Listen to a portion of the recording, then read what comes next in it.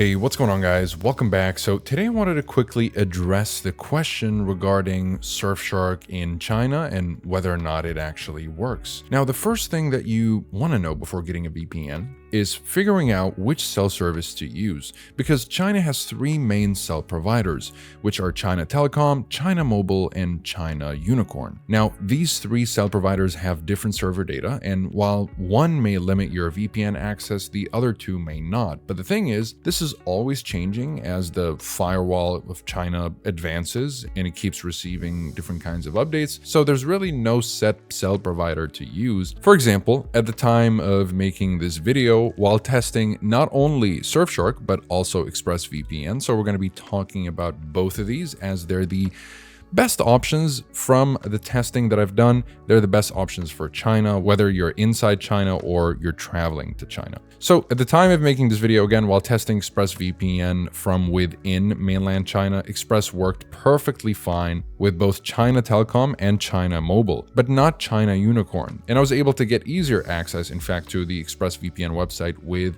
China Telecom, whereas with China Mobile, I had to use a free VPN in order to get access to ExpressVPN's website. And if you were to use a free VPN, I would definitely recommend Proton VPN. You can just connect to Proton and turn it on. And once you've turned it on, you should have access to the ExpressVPN or Surfshark website.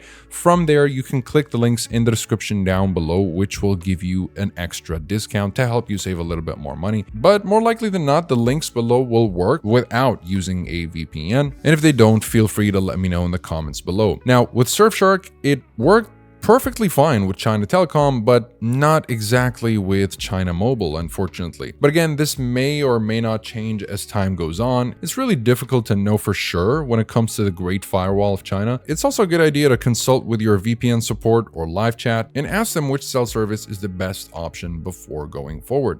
Now, if you're outside China, you definitely want to download the VPNs before going there. But if you're already within mainland China, then you might need to use the alternative domain names that are provided by Express and Surfshark. But these alternative domain names should be activated automatically if you're in China, if you just click the links in the description down below. So go ahead and check out the links below. And if they don't work, then feel free to leave me a comment and I'll make sure to get to it. So that'll be it for this video. Yes, Surfshark does work in China, but in general, when it comes to cell providers, China Telecom is more widely used and it's a lot less strict than China Mobile. So as of right now, out of the three main cell providers, I'd recommend China Telecom for VPN usage. And if that's not working for whatever reason, again, you can reach out to the live chat support of the VPN to either figure out a different cell provider that might be working at the time or a different configuration for the VPN that will probably help you access whatever websites you're trying to access from within mainland China very easily. So when it comes to accessing streaming services, WhatsApp, Skype, Facebook, Twitter or X, and all kinds of services that